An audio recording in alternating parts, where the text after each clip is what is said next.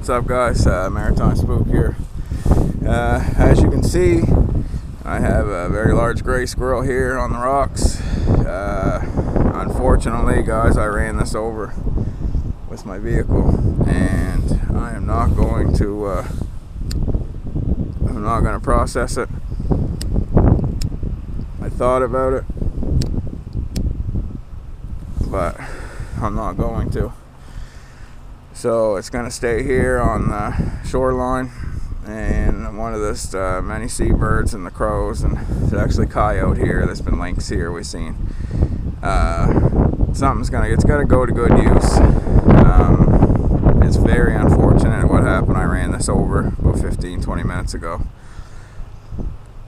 I really was going to process it, but the deal is sometimes I jump to not thinking. I almost did do that in this occasion, because this is I'm about 40 minutes from my father's, where I grew up, which is in the country. I would have the the area and the work to do it. Now I could do this here and bring it back to the apartment, which would cause my girlfriend to probably have a conniption fit. And now if we were at my father, she would be fine with it. She'd probably eat the squirrel with me. But where we live in town, we live in an apartment over top of a restaurant. We don't really need to have the squirrel meat up there hanging around.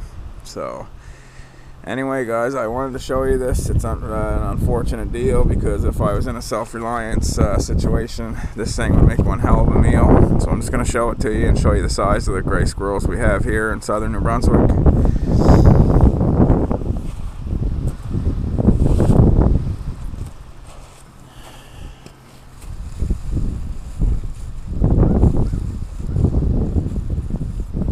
Very good size squirrel. This would be one heck of a bushcraft meal, I guess.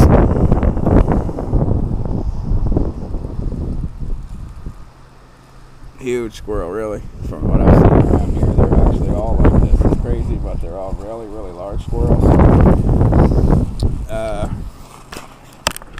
Some of the houses that are in the area are some very wealthy people, and I'm sure that this one came from a place where basically where I ran it over, it was about a 30-room mansion right across the road from it. So I had been there one time last summer for a yard sale they had, and there was an awful lot of bird feeders and stuff in the yard. So I'm assuming either he was going for their bird feed, or some people have a squirrel feeder to keep the squirrels out of their bird feeder. So, I mean, as you can tell by the size of this fella, he's a good size.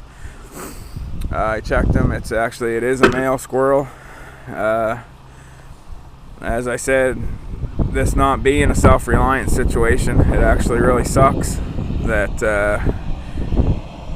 it's unfortunate it happened, because I'm not going to process it. I'm not going to get the meat, or the pelt, which some people are probably shaking their head going, come on, you could use that, let it go to waste. Well, my whole point is, guys, it's not going to go to waste here on the shoreline. There's a ton of seabirds. There's a ton of other animals that, frequent the sea line.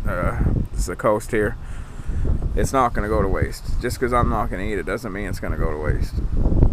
I at first had grabbed my Bell bushcraft knife there. As you can see, I was going to process it and just grab the meat off it. I had thought even a few minutes ago maybe just taking the hind quarters there and frying them up, but I'm not going to bother with that, guys. I'm going to leave it for nature. It's an unfortunate deal, but just to show you, like I said, the size of the squirrel. If you were in a self-reliance situation, that would be one heck of a meal right there. I'm going to show you the size of him once more, because I was actually kind of surprised that he was so big. So we'll show him to you again.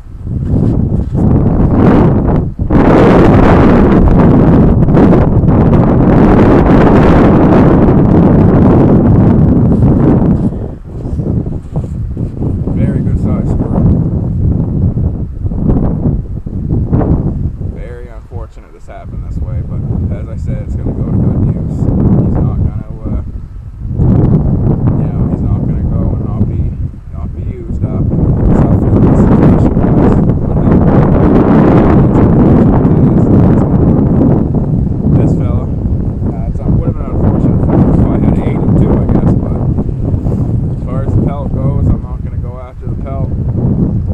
There's just not much point in that right now.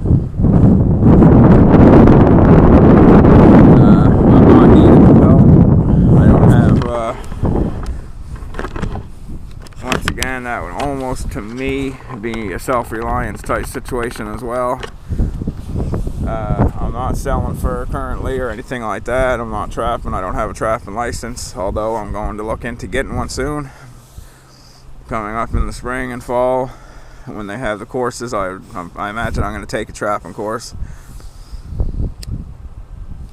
I know a great deal about trapping from actually friends and family, and not only that, just some of the stuff I learned on YouTube from some of the great guys on YouTube. So unfortunately, guys, this is just going to be left, but like I said, it's not going to go to ill use. It's going to be eaten up by one of the animals in the area here. So I mean, yeah, I mean, unfortunate, but it's not going to total waste. Anyway, I just want to show you that, guys, and show you the size of the squirrel and what that could mean for you in a situation if you you went to hunt something like that, and you were in a self-reliant situation. As I said, that would be a day or two worth of meat right there, and it would do you very well. So I've had a squirrel a few times. I actually like it. It's unfortunate in a way that I'm not gonna be able to, I'm not gonna take the meat and everything, but like I said, I don't need it. I'm not in a situation to need it, and let's go from there, kind of thing. So anyway, guys, this is Maritime Spook here, and just wanted to show you guys that quick shot of that and show you the size of the squirrel we have here. He's a big fella, and would be a very good meal if I was less fortunate right now. But anyway, guys, coming up soon. Hope to get a couple hiking videos in and give you some good shots of where we are. And I'm going to pan out in a second and show you where his last resting place is going to be here, which is right on the coast of Bay of Fundy. So it's a good spot. Anyway, guys, Maritime Spook signing out, and he's right here on the coast. He's gonna have a good final resting spot. Anyway, guys, keep your stick on the ice.